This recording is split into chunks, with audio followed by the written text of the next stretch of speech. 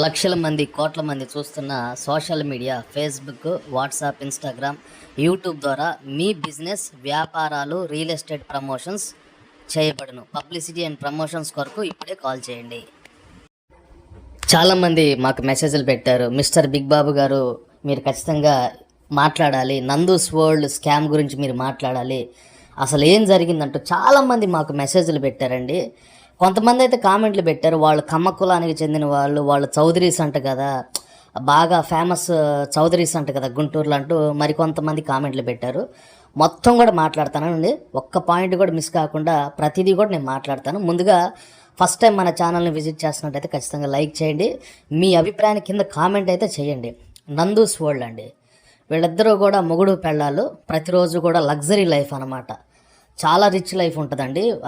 మామూలుగా ఫ్లైట్లో first class ఫ్లైట్లో తిరుగుతారు. ఫస్ట్ క్లాస్ ఫ్లైట్ ఛార్జెస్ ఎలా ఉంటాయంటే, సాధారణంగా ₹1,00,000 ఉంటే flight charge first class, business class ఉంటాయండి. బిజినెస్ క్లాస్లో తిరుగుతారండి ఎక్కువగా వీళ్ళు. లగ్జరీ అనమాట, ఆల్ట్రా లగ్జరీ. ఇక బిజినెస్ క్లాస్ అంటే 10 రెట్లు ఉంటుందండి టికెట్, 12 లక్షలు 14 లక్షలు ఆ రేంజ్లో ఉంటుంది. అట్లాంటి బిజినెస్ క్లాసుల్లో వీళ్ళు ఫ్లైట్లో తిరుగుతూ ఉంటారు. పొద్దున్న నుంచి సాయంత్రం దాకా ఇంట్లో జరిగింది, వాళ్ళు పెళ్లి చేసుకున్నది, దాని తర్వాత ఇంట్లో ఫంక్షన్లు అయితే అవంతా కూడా పెట్టి చూపిస్తూ ఉంటారనమాట. చాలామందికి అనిపిస్తూ ఉంటుంది, కోట్లల్లో ఎంజాయ్ చేస్తున్నారు, వీళ్ళకి ఇంత డబ్బు ఎలా వస్తుంది అనేది కూడా చాలామందికి డౌట్. వీళ్ళు సుమారు 20 కోట్ల నుంచి 30 కోట్లు, కొంతమంది 100 కోట్లు అని కూడా అంటున్నారు, 100 కోట్లు స్కామ్ చేశారని అంటున్నారు. కొంతమంది వీళ్ళు చౌదరీస్, కమ్మ కులానికి చెందిన వాళ్ళు, బాగా ఇన్ఫ్లుయెన్స్ ఉన్నటువంటి పర్సన్స్ అంటూ కొంతమంది సోషల్ మీడియాలో మాట్లాడుతున్నారు. ఈ వీళ్ళ ఫేమ్ చూసి రీసెంట్గా చిరంజీవి గారి సినిమాలో వీళ్ళని పెట్టుకున్నారండి. ఈవిడ నందు ఉంటుంది కదా, ఈవిడ మూవీలో కూడా యాక్ట్ చేసింది అనమాట. ఇంకా అర్థం చేసుకోండి ఏ రేంజ్లో ఉన్నారు.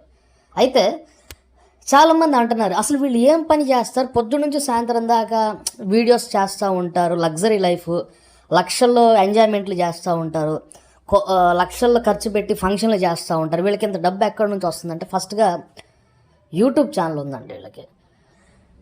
యూట్యూబ్ ఛానల్ నుంచి కొంత అమౌంట్ అయితే వస్తుంది, కానీ అంత పెద్ద అమౌంట్లు అయితే, అంటే విపరీతమైన అమౌంట్ అయితే ఉండదు, కానీ కొంత అమౌంట్ అయితే వస్తుంది వాస్తవం. అలాగే వీళ్ళు ప్రమోషన్లు చేస్తూ ఉంటారు, ఇతరత్ర చేస్తూ ఉంటారు. అయితే రీసెంట్గా వీళ్ళ మీద ఉన్నటువంటి ఎలిగేషన్స్ చాలామంది మాట్లాడుతున్నారు, వీడియో కాల్ ద్వారా మాట్లాడుతున్నారు. అదంతా కూడా మీరు సోషల్ మీడియాలో చూడొచ్చు. ఒక్కొక్కళ్ళ దగ్గర 30 లక్షలు 20 లక్షలు తీసుకొని వాళ్ళు ఫోన్లు కూడా లిఫ్ట్ చేయట్లేదంట. ఒకవేళ వీళ్ళు నిజంగానే తప్పు చేయకపోయి ఉంటే కనీసం 1 గంట వీడియో అయినా చేసి వాళ్ళ నిర్దోషిత్వాన్ని నిరూపించుకోవాలి, అవునా కాదా? వీళ్ళు నిజంగానే తప్పు చేయకపోయి ఉంటే, అరే మేము తప్పు చేయలేదు కదా అంటూ మీడియా ముందుకు వచ్చి లేదా మాట్లాడాలన్నమాట. ఈవిడ రీసెంట్గా 2 మినిట్స్ 3 మినిట్స్ వీడియో రిలీజ్ చేశారు. ఇదంతా మా మీద కావాల్సి చేస్తున్నారు, ఎవరో గిట్టని వాళ్ళు చేస్తున్నారంటే, సో ఇదంతా కూడాను ప్రజలకి నమ్మేటట్టుగా లేదు, వాస్తవం అది. ప్రజలు కూడా నమ్మేటట్టుగా లేదు.